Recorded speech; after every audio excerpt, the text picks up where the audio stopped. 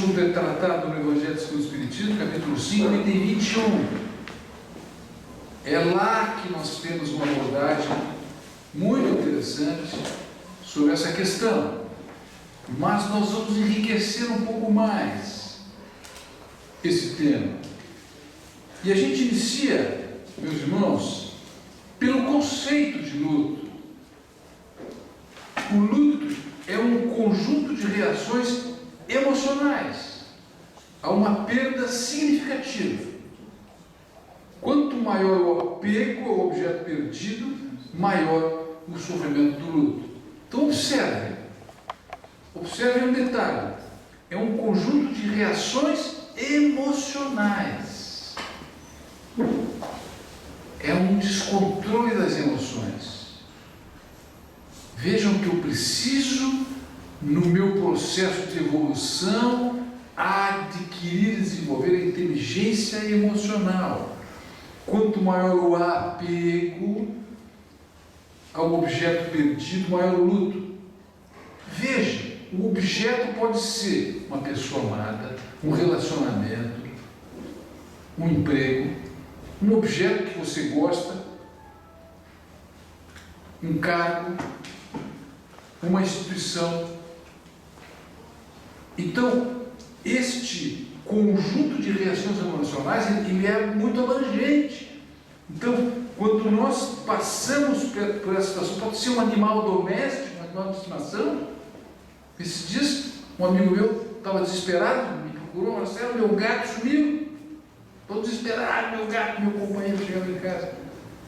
No edifício, bateu de porta em porta, todos os vizinhos: onde é que está meu gato? Não sei. Perda, luto, tristeza. Percebem? Apego, meus irmãos.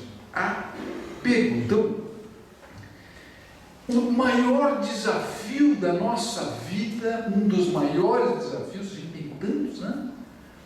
Mas é exatamente essa questão de desapegar-se. Porque, meus irmãos, nós estamos aqui neste plano de passagem. Estamos temporariamente aqui, neste local, nesta cidade, nesta família, nesta função, neste emprego, nesta profissão. Mas tudo isso terminará quando a gente desencarnar, ou até mesmo antes. Pode ser um fim de ciclo. Não é verdade? Eu tenho um amigo que é professor da universidade, ele se aposentou da Universidade Federal, aqui da FURB. Agora eu vou viajar, vou estar indo, aula todo dia. Está deprimido. Rapaz, o que tu tem? Estou com a saudade do meu trabalho. Um ano só que ele está aposentado. Percebe? Fim de ciclo, você precisa readaptar-se, buscar uma nova ocupação. Então é um processo de desapego. Imagine, meus irmãos, estes que estão, por exemplo, esses refugiados da Venezuela, que estão indo para o Brasil, olha o luto que eles sofrem. Abandonar o seu país natal, suas famílias, enfim, olha só, que dificuldade. Então, o que é o luto? Eu sei o que eu amo, o que eu gosto, e eu sei que aquilo está perdido. Isso é o luto. Luto não é melancolia, meus irmãos. Porque o luto, eu sei o que eu perdi. Eu preciso, então, processar essa perda e me recuperar. A melancolia, eu não sei o que eu perdi, não sei porque eu estou triste. Então, quem se perdeu fui eu. A melancolia, eu me perdi. Também é abordada a questão da melancolia no mesmo capítulo 5 do Evangelho segundo o Espiritismo. Tá certo? Então, um dos maiores desafios para a nossa existência é cultivar o desapego. Como é que eu faço isso? Desapego não é desamor. Desapego é a gente ter consciência da nossa imortalidade, meus queridos irmãos. Trabalhar a questão da nossa imortalidade. Ampliar a consciência da imortalidade da alma.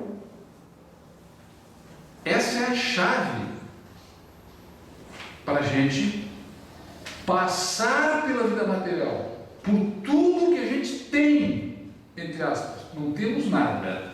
Não temos nada. Temos o usufruto de tudo. Porque um dia isso também vai passar. Então, como é que o Espiritismo nos ensina? Vamos lá, vamos ver. Olha só, vou passar rapidamente por alguns princípios da doutrina para a gente embasar a nossa reflexão. Então, olha só, primeiro ponto, Deus criou o universo, que abrange todos os seres animados e inanimados, materiais e imateriais. Os seres materiais constituem o mundo visível ou corpóreo, e os seres materiais, o mundo invisível, ou o mundo espírita, ou o mundo dos espíritos. Então nós temos Deus, a matéria e os espíritos. Temos uma trindade aqui. Até aqui não é novidade, porque isso também a gente aprendeu na nossa aula de religião. Ok? Agora aqui nós já entramos no centro da doutrina. O mundo espírita é o mundo normal, primitivo, primordial, eterno, preexistente e sobrevivente a tudo. A nossa casa não é aqui, é lá. Percebe? O mundo corporal é secundário. Gente, isso aqui é fundamento, principais pontos da doutrina espírita na introdução do Livro dos Espíritos, item 6. Querem ver lá? Tem uma lista grande. Livro dos Espíritos, introdução, item 6. O mundo corporal é secundário. Poderia deixar de existir ou não ter jamais existido, sem que por isso se alterasse a existência do mundo espírita. Nós somos espíritos, não somos corpos materiais, biológicos. Não somos. Isso aqui não é um espírito. É dirigido por um espírito. Mas o espírito é muito diferente do que é uma máquina biológica. Muito diferente, muito mais aprimorado, muito mais... Eu digo para vocês, toda vez que eu mergulho nesse estudo, eu fico impressionado, porque o espírito é um ser incrivelmente fantástico. É tão interessante, é tão espetacular o futuro que nos aguarda, meus irmãos, é tão fantástico, que a gente precisa olhar isso com detalhe. Olha a história do peixinho que ela contou aqui. É exatamente isso. A gente está na lagoinha e diz, eu não quero ir. E o que nos aguarda é uma imensidão, é um mar de possibilidades. E a gente, não quero. Os espíritos revestem temporariamente um envoltório de matéria perecível, cuja destruição, pela morte, lhe restitui a liberdade. Liberdade? Como assim? Estou preso nesse corpo? No capítulo 5 do Evangelho segundo o Espiritismo. Não, no capítulo 5 não. No capítulo 3 do Evangelho, onde ele fala dos mundos, da classificação dos mundos, ele diz que a encarnação é comparável a uma escola. Então eu estou aqui, numa escola, ou num hospital, ou numa penitenciária. Compara a encarnação o espírito encarnado, que a gente chama de alma. Ele diz que a situação é uma dessas três: uma escola, ou seja, estou para aprender e desenvolver virtudes; um hospital, estou para me curar de equívocos de existências passadas; ou uma penitenciária, estou para me expiar equívocos de vivências passadas. Expiar prova obrigatória, não é sofrimento, meus irmãos. Sofrimento é opcional. Eu escolho. Eu posso escolher o trabalho na caridade e com isso eu quitar débitos do passado e evitar o sofrimento. Já falamos sobre isso. Mas aqui, restitui a liberdade, porque está no corpo físico. É uma situação que o espírito não gosta. Por isso a melancolia. Vejam no capítulo 5 a melancolia, leiam, ele vai dizer, essa de voltar à casa do Pai, saudade da vida que eu tinha lá, de liberdade, do Espírito. Então, a alma é um espírito encarnado, sendo o corpo apenas o seu envoltório, tendo o espírito que passará por muitas encarnações. Segue-se que todos nós temos tido muitas existências e teremos ainda outras. Observe um detalhe, isso está no livro dos Espíritos. Teremos muitas existências, porque a vida é uma só. É uma vida só. Só que a gente tem duas casas, ora no plano material, ora no plano espiritual. Então fomos criados no mundo espiritual, que é a nossa casa de origem. Então quando a gente voltar para a casa do nosso Pai, voltaremos para o plano espiritual. Graças a Deus. Então morrer no corpo físico é voltar para casa, simplesmente isso, meus irmãos.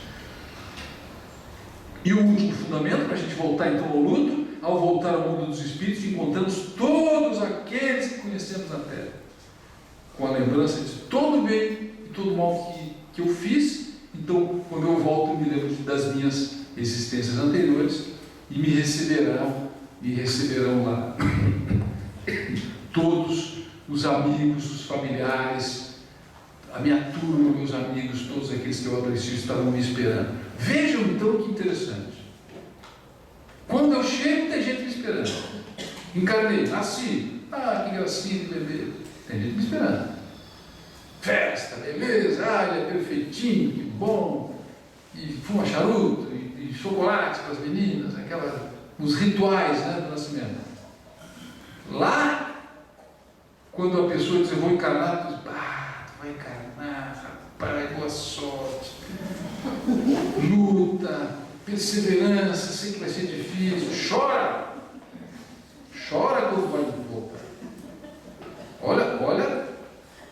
Olha a diferença do ângulo de análise. É relativo, depende de onde é que eu estou. Aqui, quando alguém morre, a gente chora, vai no velório. Desespero, apego, não vai, não posso viver sem ele. Mas a gente vai voltar para lá também. Então vejam a diferença. E a pessoa que está indo, quando chega lá, viu, né? Percebeu a nova realidade. Meu Deus, por que essa gente está chorando lá? Pelo amor de Deus, vem na mesa mediúnica e diz para ele que eu estou ótimo. Para de chorar, está me atrapalhando aqui. Quantas vezes a gente viu isso, gente? Né? Muito bem. Então, o apego é uma enorme fonte de sofrimento. Precisamos cultivar o desapego, que é cultivar a consciência da imortalidade. Voltamos para o luto. Antes eu estou aqui. Luto, vou repetir o conceito, só para a gente voltar então a gente conversar sobre o luto. O luto é um conjunto de reações emocionais, uma perda significativa. Eu preciso desenvolver a inteligência emocional. Quanto maior o apego ao objeto perdido, maior o sofrimento. Então é uma fase da vida que se vai, mas também é o início de uma nova fase, meus irmãos. Então, luto, eu sei do que eu amo, eu sei que eu perdi, eu sei que eu preciso me readaptar, perceber a impermanência da vida. A vida muda, tudo muda, todos os dias. A gente não percebe isso? A gente só não quer que as nossas coisas mudem. Não é possível. Porque a mudança é a proposta de evolução, de readaptação, de reaprendizado, de reposicionamento. Fim de ciclo, terminou aqui, começa outra coisa. Percebe, meus irmãos? Essa é a questão. Então, olha aqui. As 5 fases do luto. Esse estudo aqui é de uma psicóloga, doutora Elizabeth Kubler-Ross. Então, ela estudou milhares de casos, uma pesquisadora, e chegou à conclusão que Nestas 5 fases, todas as pessoas que passam por luto passam por essas 5 fases. Umas mais rápidas do que a outra, umas demoram mais, outras demoram menos, mas todo mundo passa por, primeiro, negação, depois raiva, depois barganha, negociação, depressão e, finalmente, aceitação. Vejam só, primeira fase, negação, não é possível, não é comigo, isso não está acontecendo. A gente nega. Como é que pode isso acontecer comigo? Depois vem a raiva, revolta. Eu não mereço. Deus não existe. Os espíritos estão contra mim. Está todo mundo contra mim. A gente fica com raiva. Nesta fase, é muito difícil a gente encontrar palavras de consolação para esta pessoa. A melhor coisa que a gente tem a fazer quando a pessoa está nessa segunda fase é apenas estar presente. Abraça, deixa a pessoa desabafar, vai reclamar, vai xingar, e tu está aqui só quietão. A recomendação é essa: deixa desabafar, tá certo? Então,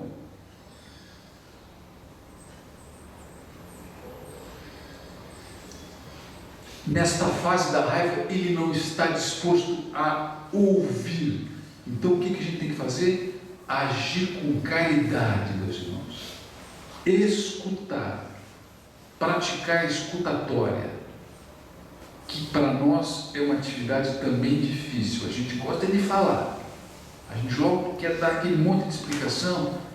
Deus sabe o que faz. Aquelas frases, né, que a gente acaba repetindo e que aborrece mais ainda o amigo que está de luto. Então a melhor coisa é o silêncio. Depois vem a fase da barganha, negociação. É uma fase que ele começa a negociar com Deus. Se é uma doença, ele promete: se eu sair dessa, eu vou parar de fumar, vou parar de beber. Se eu sair dessa, eu vou subir a escada da igreja batendo de joelho. Quem já viu isso? Eu já vi. Aliás, eu fui junto a mesmo amigo e disse: Marcelo, eu preciso ir lá na igreja de Canelinha, subir a escada, aquela longa escada, de joelho. Mas por quê? Uma promessa que eu fiz. Então vamos lá, eu vou junto contigo. Fui junto. Ele me pediu para ir. Eu fui. Lá foi ele, de joelho, até lá em cima, pagar uma promessa. Negociação.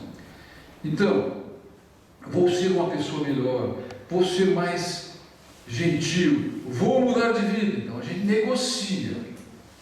E a quarta fase, depressão.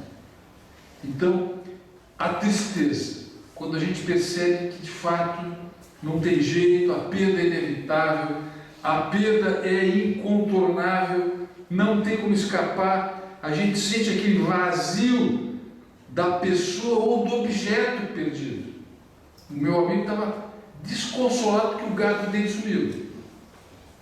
Mas a gente já passou, né? Quem já perdeu a mãe, o pai, dá aquela batida assim, né? A gente, poxa vida, né? Aquela convivência não tem mais. Então a gente se abate, mas, meus irmãos, é o momento em que a gente tem que usar essa tristeza para elaborar as emoções e crescer espiritualmente.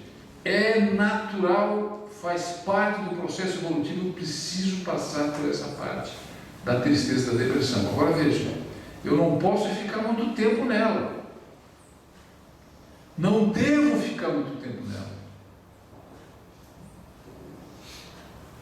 Esses dias eu conversei com uma pessoa aqui na casa e ela disse: faz 20 anos que eu perdi meu pai. E ela ainda estava triste. 20 anos. Ainda não tinha conseguido elaborar o luto. Estava estagnada na tristeza. Estagnada. A vida parou ali. Vejam que perda de tempo, meus irmãos. Eu preciso superar. Não é nem uma questão de escolha. É uma obrigação. Nos livros do Chico, o Chico conta uma história de uma mãe que teve o filho assassinado por um amigo, brincando com uma arma, bum, disparou, morreu o menino. A mãe ficou desesperada. Imagine um negócio desse. E caiu lá no centro do Chico, Aí veio aquelas mensagens, toda aquela história que a gente conhece tanto. Passado lá, bem um ano, o Chico perguntou para ela: e aí, mãe, já perdoou o assassino? E ela respondeu para ele: claro, foi a primeira coisa que eu fiz. Que o sentimento de perda já é grande. Seu filho, com ódio no coração ainda, é insuportável. Já perdoei. Não é nem uma questão de necessidade. Eu sou obrigado, não consigo suportar. Uma perda dessa é com ódio no coração ainda. A primeira coisa que eu fiz foi perdoar o menino. E aí veio o filho dela na comunicação mediúnica e disse que foi um acidente, foi sem querer, que ele tinha na sua programação desencarnar naquela idade. Muito bem. Então, precisamos aproveitar essa tristeza, esse momento, para elaborar as nossas perdas, crescer espiritualmente. Meus irmãos, isso é para tudo. Mudança de emprego, mudança de cidade, perda do ente querido, fim do relacionamento. Quem está livre? Quem está livre disso? Já imaginaram? Né? Quem é casado, é casada, o marido ou a esposa chega para ti um dia e diz: esposo, descobri que minha vida tem que ser do outro jeito e tu não está mais nos meus planos. É difícil acontecer isso? É possível acontecer isso? É. Por quê? Por que é possível acontecer isso? Porque nós não controlamos o outro. Nós não controlamos o pensamento do outro, a vida do outro. Não é verdade? Então é possível acontecer. Como eu vou me preparar para isso?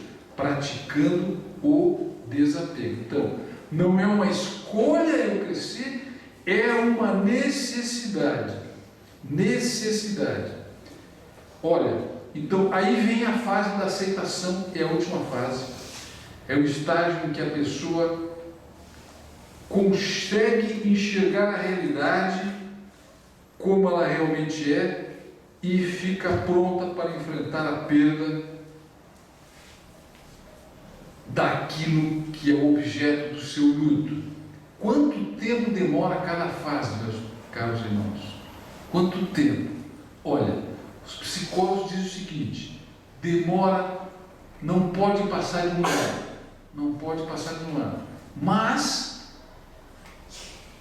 isso é protocolo de psicólogo. Pode ser mais curto, pode ser mais longo, porque cada pessoa é diferente. Mas, sempre lembrando, não é uma questão de escolha, nós temos que superar esses momentos difíceis. Precisamos caminhar, precisamos avançar, precisamos evoluir. Temos então que respeitar esses momentos, mas precisamos avançar. Porque a gente recebe da sociedade uma pressão muito grande: tem que ser feliz, porque tu tem que ser feliz, agora tu vai ser feliz. Mas a felicidade, meus irmãos, é uma conquista do espírito imortal. Não se é feliz por decreto. Eu preciso elaborar a minha felicidade, a minha alegria, através das virtudes conquistadas. São sementes que eu tenho no coração, que eu preciso desenvolver. Não vai chegar alguém e vai dizer: ah, tu é a solução dos problemas. Me apaixonei, agora vou ser feliz. Isso é história de novela. A gente sabe que não é assim. Lá na novela da Globo, todo mundo é feliz no final. Que negócio, acaba a novela, todo mundo casa, é alegria, todo mundo feliz, sorrindo na praia. Quem é casado, tem filhos, sabe como é que é a luta diária para manter a família unida, manter a família em harmonia, colocar todo mundo na escola, enfim, cumprir a sua missão de vida, seu propósito de vida, seu ideal de vida como pessoa humana. Então, para que a gente possa superar cada fase dessa, é válido, meus irmãos, ajuda profissional, psicólogos, psiquiatras, é válido ver a casa espírita, pedir conversa fraterna, escutar palestra, tomar passe. Tudo isso é necessário. A questão é que nós não podemos ficar estagnados, porque a lei é lei de progresso. O progresso é determinismo divino. Deus não quer isso para os seus filhos. O progresso é lei divina. Precisamos avançar. E o roteiro é esse. Tá certo? Olha só, como é que então propõe no Evangelho, o que o Evangelho apresenta para nos ajudar ainda na parte espiritual? Lá no capítulo 5, item 21, está escrito assim, ó: a morte prematura é muitas vezes um grande benefício que Deus dá àquele que se vai e que se encontra assim poupado das misérias da vida ou das seduções, das tentações que poderiam arrastá-lo à perdição. Olha a visão diferente, a visão do mundo espiritual, dos instrutores espirituais, nos alertando: ei, tu não é matéria do espírito. A morte prematura é um benefício, não é uma desgraça. Percebe? É uma vista por um outro ângulo, porque não perdemos ninguém para a morte, a pessoa apenas desencarna e parte antes. Então, cuidado com as palavras, vamos ser mais, cultivar a esperança, cultivar a nossa proposta de mortalidade. Meus irmãos, Jesus ressuscitou há 2000 anos atrás. Na Páscoa a gente comemora a volta de Jesus. Ressurgiu, ressuscitou. A lição do ressuscitar de Jesus é a lição da imortalidade da alma. O que ele quis dizer é isso: nós somos espíritos imortais. Ele nos chamava de irmãos. E ele dizia: quando orardes, orai assim: Pai nosso que estais nos céus. Temos o mesmo Pai. Ele veio nos trazer, entre muitas outras lições, a prova inequívoca do Espírito imortal. Quando ele ressuscita, reaparece, ressurge, se apresenta, todo mundo vê, e agora manda o Consolador prometido, envia o Consolador prometido, que é o Espiritismo, para nos consolar. Como é que consola? Esclarecendo pela razão. Agora eu começo a pensar isso, olhar isso aqui, e digo: mas isso aqui tem sentido, é lógico, a explicação está muito clara, eu compreendi, então eu acredito. Essa é a fé raciocinada. Tem gente que não entende. Como assim fé raciocinada? Fé é fé, eu acredito no que me disseram, tem que acreditar. Antigamente, nas nossas aulas de religião, o padre dizia isso, né? Eu me lembro, eu perguntei numa aula de religião: seu padre, o senhor pode me explicar a Santíssima Trindade? Ele disse: isso não tem explicação, tens que acreditar como eu estou te dizendo. Eu tinha 10 anos, me lembro disso. Que quietinho ali para ele disse: se tu não pode me explicar, tu também não sabe. E eu não acredito numa coisa que eu não posso entender. Com 10 anos de idade eu pensei isso. Acho que já era espírita. Né? Então tem que ter explicação lógica, o bom senso tem que ser acolhido. Meus irmãos, nós estamos apenas no segundo degrau da evolução dos mundos. Os mundos têm mundo primitivo, mundo de provas e expiações, onde nós estamos, regeneração, mundos felizes, mundo de espíritos puros. Nós estamos no início da compreensão. Nós somos crianças espirituais ignorantes das coisas da vida, das coisas reais da vida. Essa é a questão. Começamos a aprender agora que existe uma vida imortal nos esperando. Olha a história do peixinho, Márcia. Oi. Olha a história do peixinho. Feliz a história do peixinho. Meus irmãos, vamos para lá para o mar. Não, tu está doido, isso não existe. É o que eles estão nos dizendo. Atenção, a morte prematura é um benefício. Continuando no texto: aquele que morre na flor da idade não é vítima de fatalidade. É que Deus julga que não lhe é útil passar maior tempo na terra. Olha só, o ponto de vista de quem está do lado de lá. Opa, uma encarnação curta, ótimo. Né? Então, o que eu posso fazer, então, meus irmãos, pelos meus afetos que já foram? Orar e agradecer pela possibilidade, pela oportunidade de ter convivido. Façamos isso com os nossos que já partiram, nossos pais, nossos avós, as pessoas que nós amamos, porque nós nos reencontraremos, meus irmãos. Afirma a filosofia espírita categoricamente e prova, não só afirma, prova, através da mediunidade. Prova. Quem trabalha na mesa mediúnica tem essa prova todo o trabalho. Ainda, alegrai-vos ao invés de vos lamentar, quando Deus quiser retirar um de seus filhos deste vale de misérias. Não é egoísmo em desejar que ele permanecesse aí para sofrer convosco? Kardec até fala assim: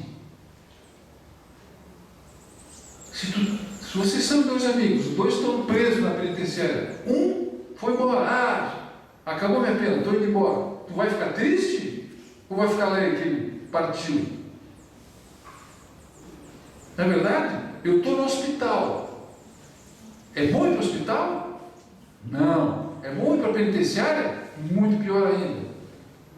Mas precisa ir? Às vezes precisa. Estou doente. Estou mal. Estou, sei lá, apendicite aguda. Tem que ir no hospital. É ruim lá? É ruim, mas é lá que vai resolver o problema. E quando eu tiver são, eu volto. Então, a vida no mundo encarnado é um hospital, é uma penitenciária ou uma escola. Quando a gente termina a escola, a gente volta para casa, não é assim? Quando a gente cumpre a pena, a gente volta para a liberdade. Quando a gente está curado da doença no hospital, a gente sai do hospital, volta para casa. Então, isso me mostra a impermanência da vida. Tudo passa pela nossa existência, meus irmãos. Tudo passa. Nós também passaremos.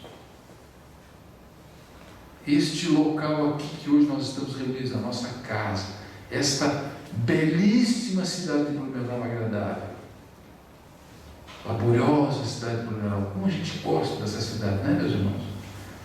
Também estamos aqui de passagem. Mães, olha que bonito. Sabeis que vossos filhos bem-amados estão perto de vós. Olha que consolação. Seus pensamentos vos protegem e a lembrança que tendes deles os enche de felicidade. Assim como também vossas dores os perturbam. Olha que bonito. Vós que entendeis a vida espiritual, fazei vibrar as pulsações em vosso coração em favor destes entes bem-amados, e se perdirdes a Deus, que abençoe, sentireis em vós aquelas consolações poderosas que secam as lágrimas. Verdade, a prece nos eleva, a prece nos coloca em contato com o plano espiritual. Quem está praticando isso há tempo consegue perceber. Eu demorei para perceber. Hoje, quando eu faço as minhas orações de manhã cedinho, no silêncio, na paz, na tranquilidade, eu percebo a presença daqueles a quem eu estou me dirigindo. Os amigos espirituais, o anjo da guarda e as pessoas com quem nós estamos, para quem a gente está orando. A gente ora para alguém, um filho, ou a mãe que já faleceu, enfim. Então, isso nos consola. A gente recebe no coração um toque assim. Então, meus irmãos, a separação é temporária. A separação é temporária. Nos reuniremos novamente, todos quando voltarmos à casa do Pai, no mundo dos Espíritos. Então, apegar-se, meus queridos irmãos, é como segurar o ar, é como segurar o vento, é como segurar a água. Não temos gestão sobre essas coisas, não controlamos essas coisas. Não é possível. Não controlamos as atitudes dos outros também.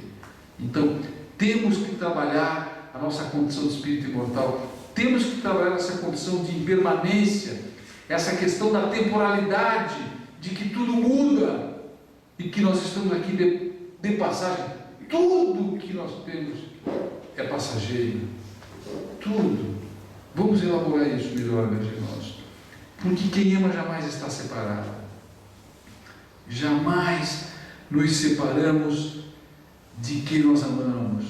Portanto, meus irmãos, vamos nos fortalecer saindo do luto. Precisamos vencer a depressão, a tristeza e dar um passo à frente, elaborar bem essa questão do desapego e seguir em frente. Haverá novas oportunidades que nos aguardam, porque aquela convivência com aquele objeto, ou aquele ente querido, tinha que terminar, as experiências se concluíram, o aprendizado se concluiu, precisamos avançar, não podemos ficar estagnados, temos que partir para a aceitação, meus irmãos.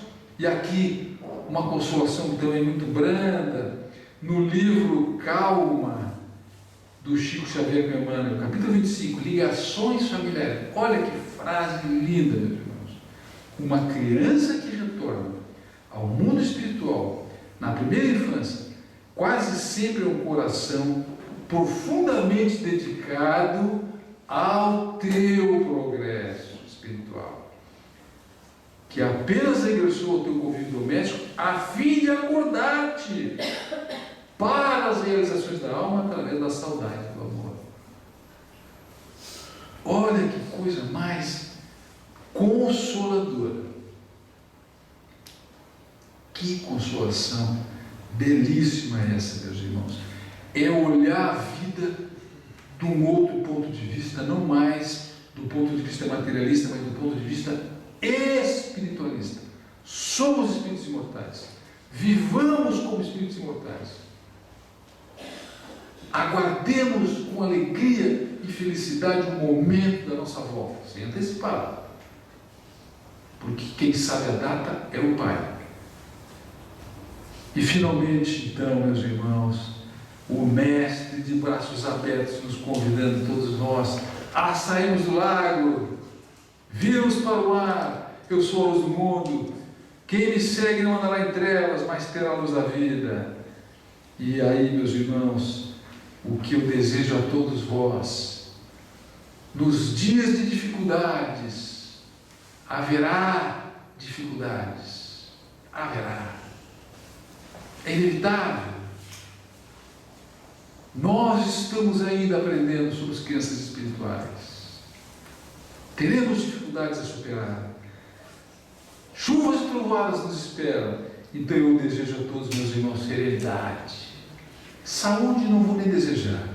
Porque a saúde a gente sabe, ela também vai. Vamos nos cuidar. Alimentação saudável, atividade física. Mas a máquina biológica gasta. E um dia a saúde também vai. Serenidade para enfrentar todas as dificuldades. Tenhamos sempre, meus queridos irmãos, muita serenidade. Assim seja.